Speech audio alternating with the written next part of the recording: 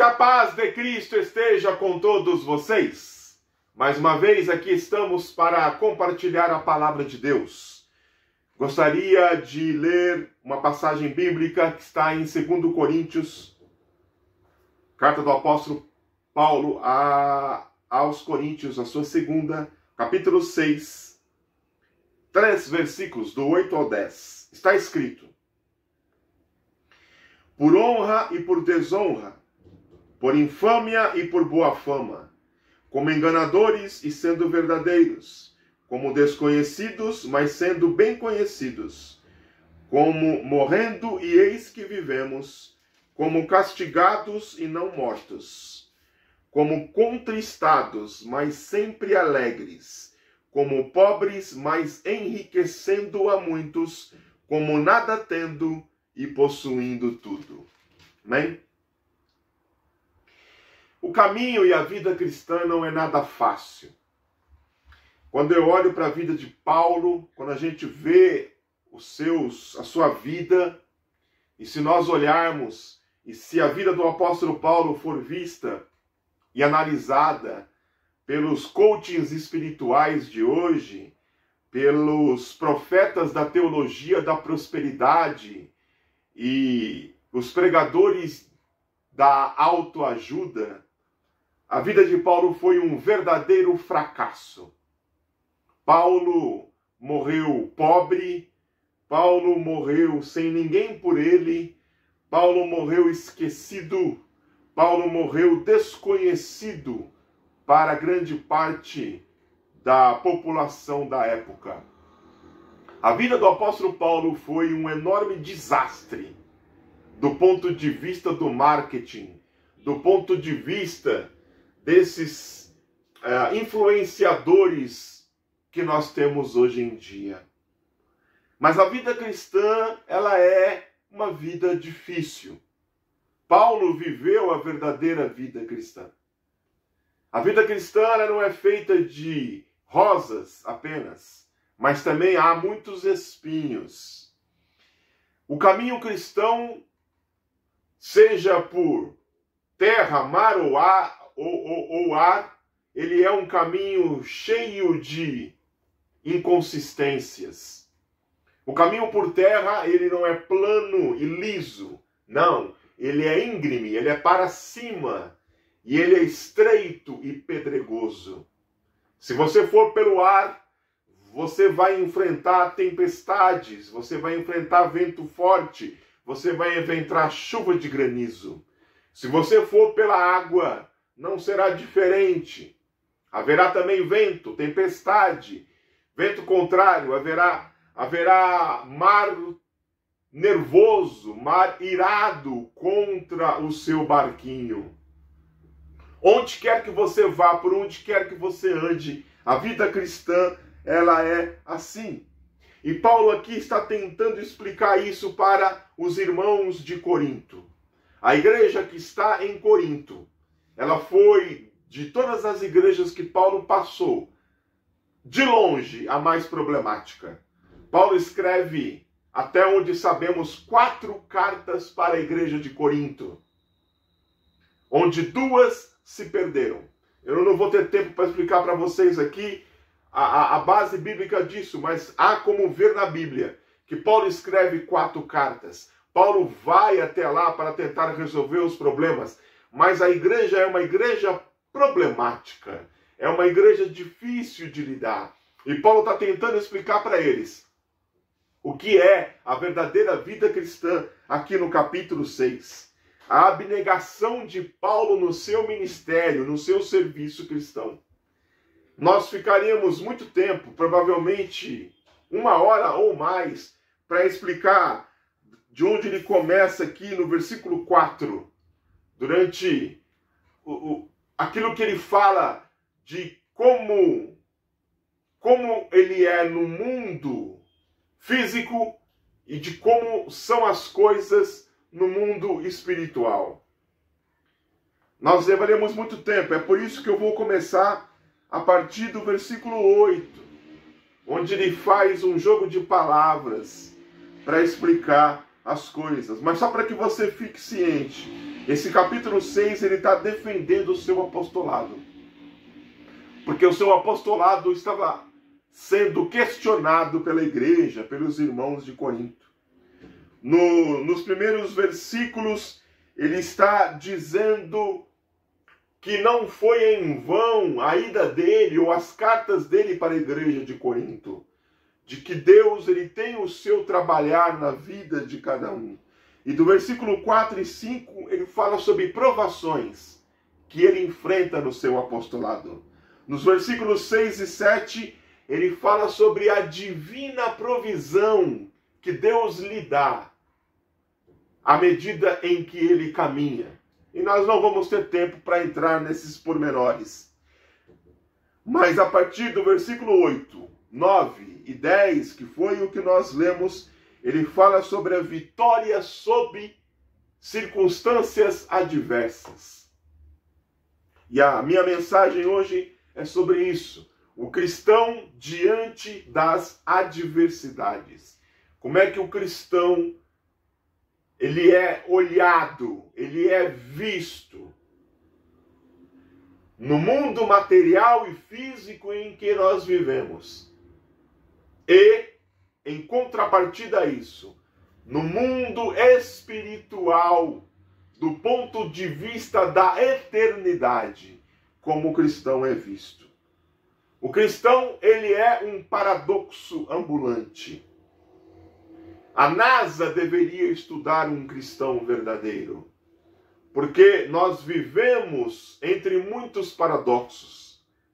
No Novo Testamento está cheio deles. Jesus mesmo disse que nós, para viver, precisamos morrer. Isso é um paradoxo.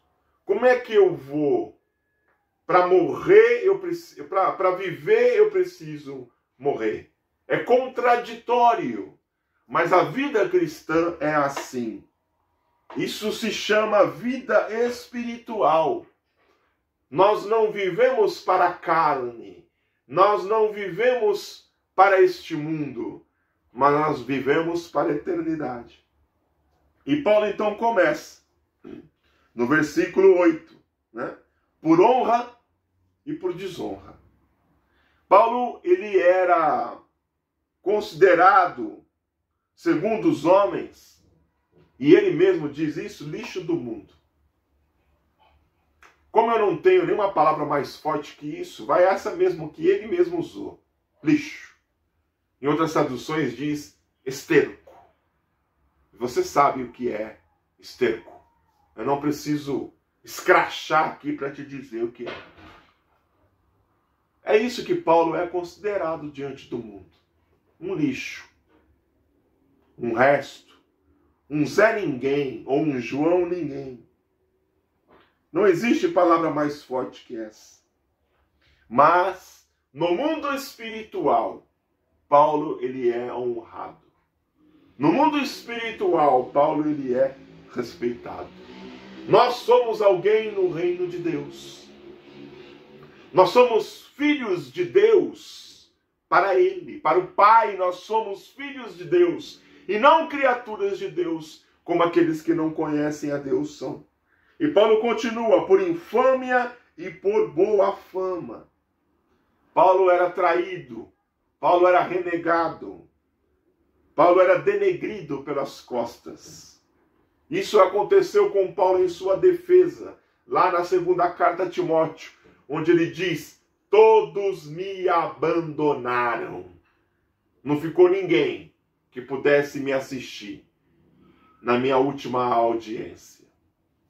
O Paulo, que era conhecido em muitas comunidades, não foi lembrado por ninguém no final da sua vida. Contudo, esse mesmo Paulo, ele tinha uma boa fama. Ele era conhecido no mundo espiritual. Paulo era conhecido no céu. E Paulo também era conhecido no inferno. Quando aqueles filhos de Seva foram expulsar o demônio que estava na vida do homem lá, o demônio dentro da pessoa disse, conheço Jesus, e bem sei quem é Paulo, mas vós quem sois? Paulo era conhecido no mundo espiritual.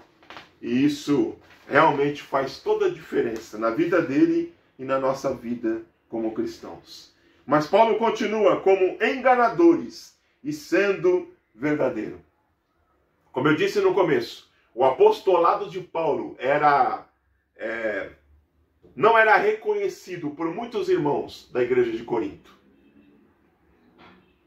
Paulo não tinha esse reconhecimento. Muitos consideravam Paulo um enganador, um ludibriador, uma pessoa que não era digna de confiança. As credenciais que alguém tem não querem dizer quase nada. Não adianta a pessoa ter uma credencial com o nome de pastor, se ele não atua no ofício, se ele não tem um rebanho para cuidar, se ele não tem alguém para tomar conta. Hoje usa-se muito as credenciais. Credenciais abrem portas, e isso é verdade, mas não no mundo espiritual. Ninguém vai entrar no céu por ter uma credencial de ministro. Ninguém.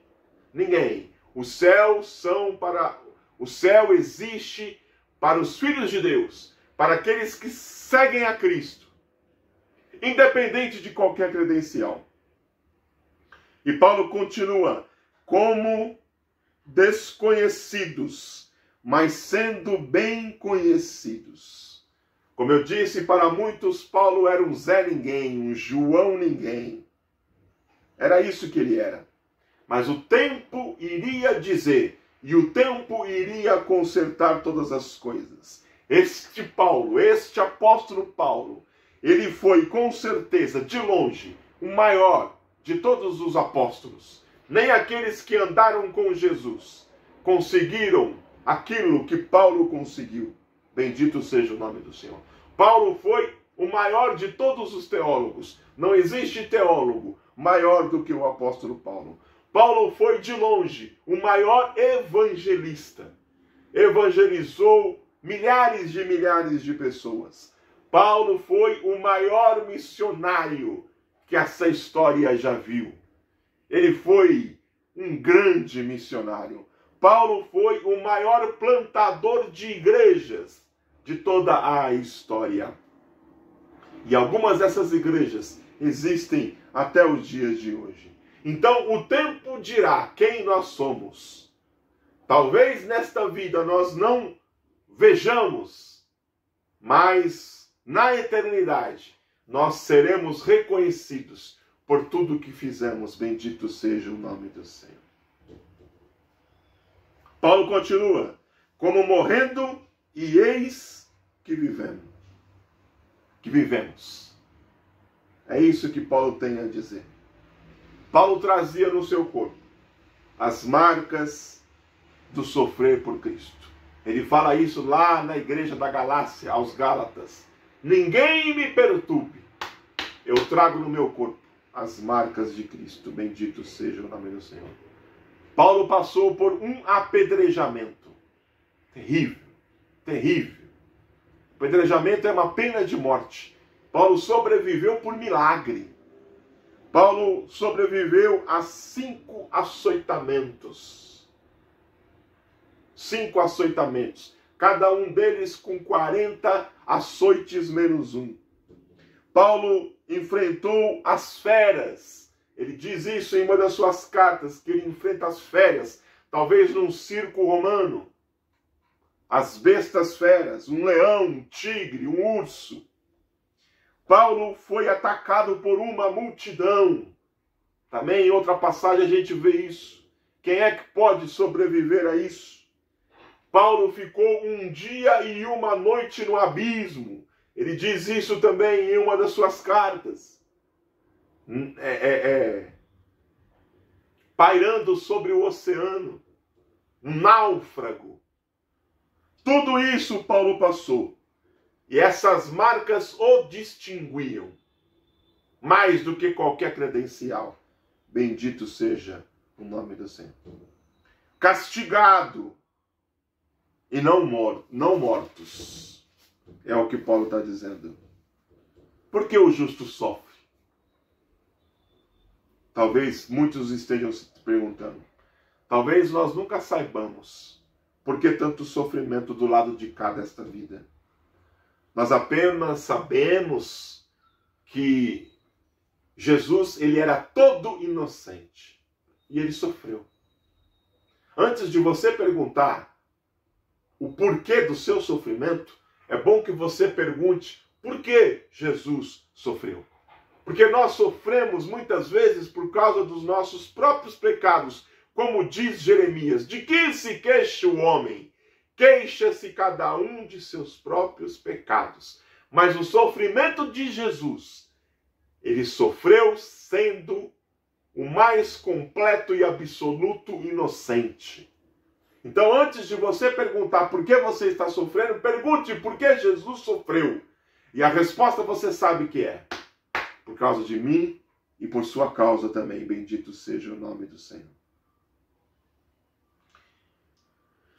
Isaías vai dizer que o Senhor se agradou a moer a Jesus. Foi por nossa causa que ele sofreu. Foi a maior injustiça de toda a história. Foi o que aconteceu com Jesus. Entristecidos ou contristados, mas sempre alegres. Qual que é o segredo de Paulo? Sabe qual é o segredo? E tem que ser o nosso também? É que as tristezas, elas vêm de fora para dentro. Mas a alegria, ela nasce aqui dentro. Ela é de dentro para fora. O segredo de Paulo é que as tristezas vinham e algumas vezes abatiam ele. Mas elas batiam e voltavam. Porque a alegria que estava dentro da vida dele era maior do que qualquer coisa. A ponto de que, uma vez estando preso, ele vai comparecer ante o tribunal de Agripa e de Festo.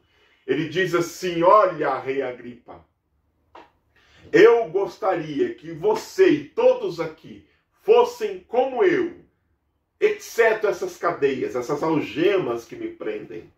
É isso que talvez esteja me impedindo aqui, mas isso não impede a minha alegria, isso não impede que eu demonstre isso para todos. E todos ali viram um Paulo preso, algemado, passando dificuldades, mas ao mesmo tempo alegre, cheio de vida, querendo que os outros fossem como ele. Que homem é esse? Que homem é esse? Bendito seja o nome do Senhor. Pobres, mas enriquecendo a muitos. A palavra pobre aqui, irmãos, no grego significa extremamente pobre, miserável, indigente, destituído de qualquer bem. Ou seja, o apóstolo Paulo vivia uma penúria completa. Penúria completa. Dinheiro ele não tinha, mas ele era cheio, repleto, transbordante da graça, do amor, da misericórdia, da alegria que vem de Deus. Glorificado seja o nome do Senhor. Como ele diz, como ele mesmo diz, ele tinha um tesouro inimaginável guardado em vaso de barro. O vaso de barro era ele, mas o que havia dentro dele era um tesouro inestimável. Bendito seja o nome do Senhor.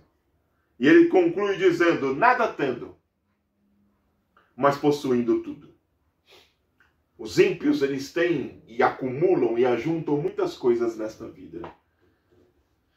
Mas desta vida, nós aprendemos isso muito cedo. Nada se leva.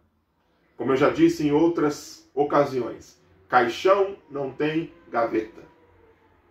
Você pode até enterrar os seus bens com você, como faziam os egípcios quando enterravam os faraós nas pirâmides.